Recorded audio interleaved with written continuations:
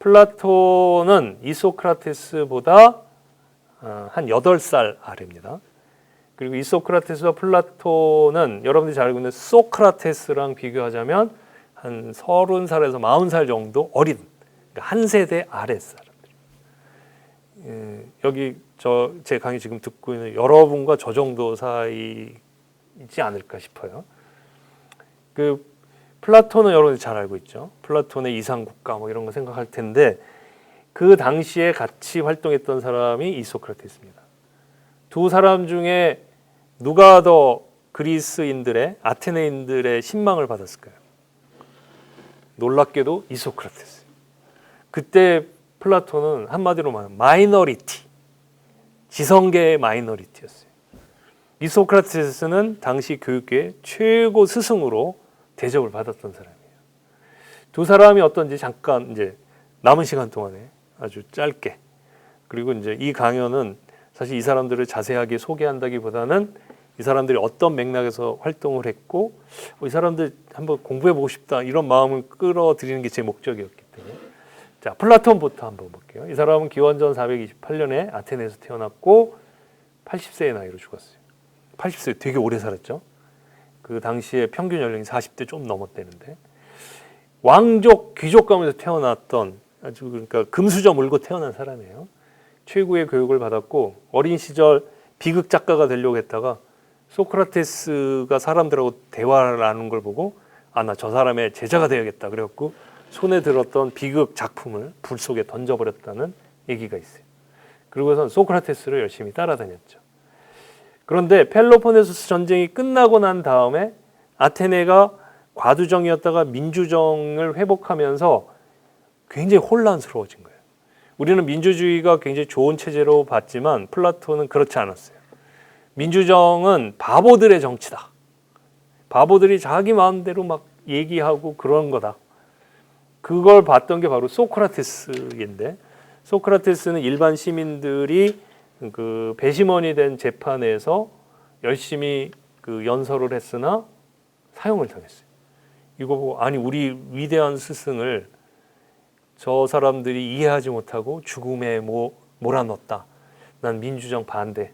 난 반댈세. 그러면서 민주정에 대한 비판적인 태도를 취하고 오히려 스파르타가 더 모범적인 나라다. 그 펠로폰네소스 전쟁의 승전국이기도 하고 그러면서 스파르타를 모델로 삼아서 이상국가를 구상했어요. 여러분들이 잘 알고 있는 플라톤의 국가는 사실 스파르타를 모범으로 삼고 아테네가 망가졌다라는 그 비판 속에서 나온 책이라고 볼 수 있어요.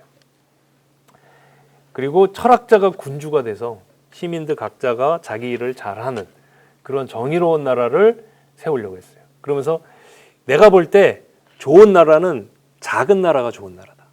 작고 그 작은 규모 속에서 각자가 제 할 일을 잘할 수 있는 나라가 좋은 나라다.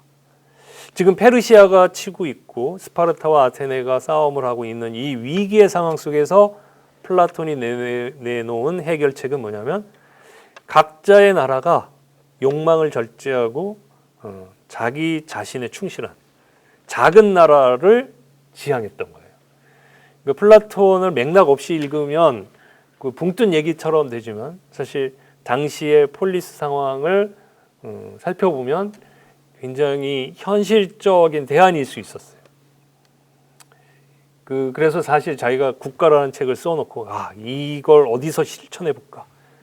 그래서 시칠리아 섬, 지금의 시실리라는 곳에 가서 그 디오니소스 1세, 2세에게 당신이 철학자가 되면 당신은 이상국가를 만들 수 있습니다. 그러고 얘기를 했는데 디오니소스 1세는 철학 공부를 싫어했어요.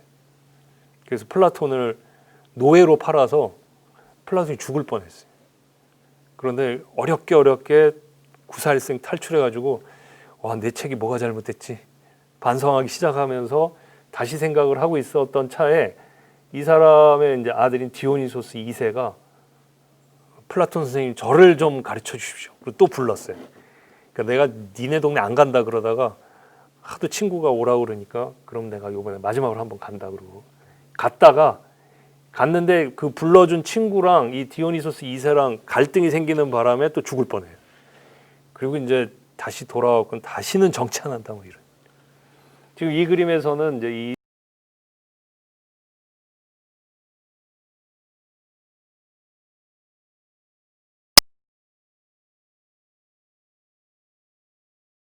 하면 당신처럼 훌륭하게 될 수 있겠냐? 나도 당신처럼 이 권력을 잡고 싶다. 그러니까 그래?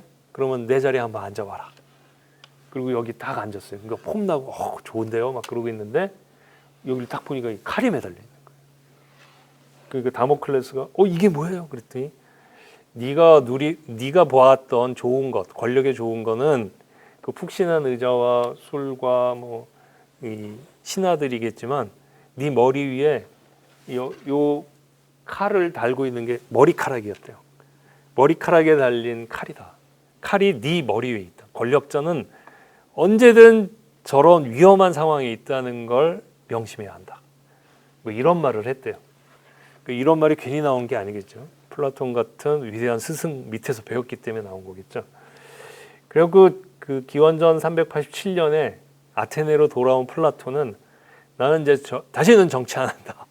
현실 정치를 버리고 아카데미아라는 학교를 세워서 철학 공부에 매진을 합니다. 그리고 제자들을 불러서 거기서 교육을 시키는데 이 사람의 주장은 이런 거예요. 자기가 이런 현실 정치를 경험해 보니 이런 철학이라는 거는 이런 변화무쌍한 현상 세계에 휘둘려 가지고 뭔가 의견을 제시하는 게 아니라 이 모든 세상의 변화 이런 것들을 넘어서는 어떤 보편적이고 영원하고 절대적인 어떤 진리를 찾는 것이라고 생각을 하면서 공부에 몰두를 했죠.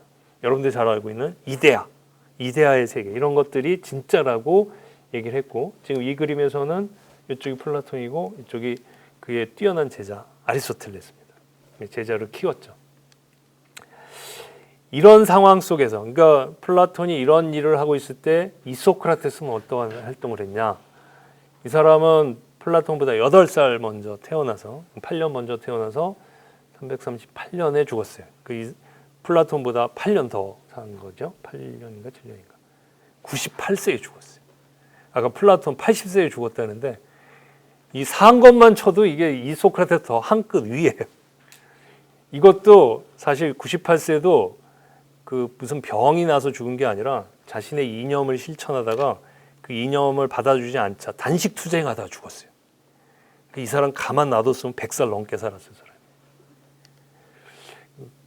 이 사람도 역시 부잣집에서 태어나서 최고의 교육을 받았는데 출신은 플라톤보다 그렇게 뛰어나지 않았어요. 플라톤은 귀족 왕족 출신인데 이 사람은 그냥 부잣집 아들이었어요. 아버지가 피리 만드는 사람이었는데 피리 만든 게 대박이 나왔고 집안이 큰 부자가 됐죠. 근데 전쟁 이후에 가문이 몰락해버렸어요. 다 돈을 뜯긴 거죠. 그러면서 이제 자기가 알고 있는 연설문 작성가로 돈을 벌기 시작했는데 아카데미아보다 5년 정도 앞에 학교를 세웁니다. 그리고 자기가 진짜 철학을 한다고 가르쳐요. 철학이 뭐냐? 철학은 변화무쌍한 이 정치 현실 속에서 시민들의 삶을 향상시키기 위한 시적절한 의견을 내는 것이다. 의견이라는 표현을 그리스 말로 독사라고 그러는데 완전히 플라톤하고 정반대죠. 플라톤은 이 변화무쌍한 세계 속에서 현실에 타협하는 의견을 내는 건 가짜다. 영원불멸한 걸 추구해야 된다. 그랬더니 이 소크라테스는 뭐라 그러냐면 영원불멸한 게 어딨냐? 헛소리하지 마라. 네가 말한 건 다 가짜다. 이데아가 어딨냐? 이러면서 얘기하길 지금 이 현실이 실제고 이 현실에 먹힐 수 있는 의견을 내는 것이 진짜 지혜다. 그리고 그 지혜를 추구하고 가르치는 것이 철학이다. 여러분 플라톤과 이 소크라테스 중에 누가 더 철학자인 것 같나요? 서양의 역사는 플라톤을 채택했고 플라톤의 개념이 철학사를 지배하고 있죠. 최근에 이제 서양에서도 이 소크라테스 주목하긴 했는데요. 그러면서 이제 소피스트들에 대해서는 비판을 해요. 사람들을 속이는 거는 안 된다. 현실에 맞는 정치를 하되. 그러면서 아까 말한 것처럼 추상적인 거 이런 것들은 철학이 추구할 만한 것이 아니다. 이렇게 반대를 하죠. 그리고 정치적으로는 아까도 말씀드렸지만 플라톤은 작은 나라를 꿈꿨어요. 근데 이 소크라테스는 거대한 나라, 위대한 그리스 이런 걸 꿈꾼 거예요. 그래서 아까 초반에 말씀드렸던 판헬레니즘 이걸 주장했어요. 그래서 올림픽 제전이 열린 데서 뛰어나가서 그리스인들이여 왜 우리끼리 싸우냐? 우리가 단합해서 한마음 한뜻이 돼서 힘을 합해서 이 힘을 가지고 페르시아를 치자. 뭐 이런 주장을 한 거예요. 연설문 중에 한 부분. 이제 이방인을 상대로는 전쟁을 하되 우리 자신들은 한마음 한뜻이 될 것을 제안합니다. 이런 주장을 했어요. 그러면서 자기 아테네뿐만 아니라 그리스 전역에 뛰어난 지도자들에게 편지를 보내서 당신이 한번 해봐라. 이런 식으로 편지를 던졌어요. 아까 플라톤이 찾아갔던 시칠리아의 디오니시오스에게도 편지를 보냈어요. 당신이 한번 해봐라. 근데 그 편지를 보내고 얼마 후에 디오니시오스가 죽었어요. 그래서 이 사람이 얘는 아니구나.